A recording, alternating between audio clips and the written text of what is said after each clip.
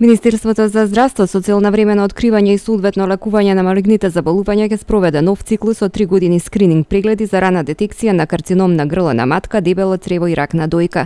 Јованка Кустовска од секторот за превентивна заштита посочи дека во државава на годишно ниво од карцином на грлена матка заболуваат над 290 жени, а смртноста изнесува околу 47 на годишно ниво.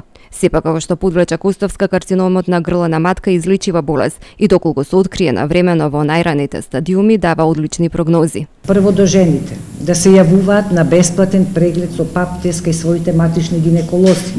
Напоменувам, оваа година жените од 24 до 35 години. Без разлика дали се поканети од страна на гинекологот, дали телефонски, дали со покана, тие го имаат ова право, може и дури сами да се обратат, да си го побараат правото и да направат преглед, за да може оваа бројка да биде многу поголема на прегледани жени во тек на една година и спасени животи.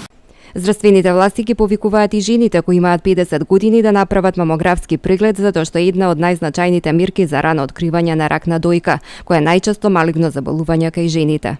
Се повикуваат од страна на болниците жените на возраст од 50 години, значи почнуваме прво со нив, жени на возраст од 50 години, околу 14.000 жени се во оваа возрастна група. До сега, од 7 април до сега, па скоро за недела и нешто повеќе, околу 470 жени во Република Македонија направиле мамографски преглед.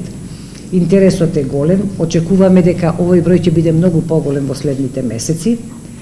Мамографските прегледи се прават во 17 здравствени установи каде што има мамографи, а дополнително очекуваме набавка уште на 5 мамографи за во останатите центри каде што во моментот ги нема.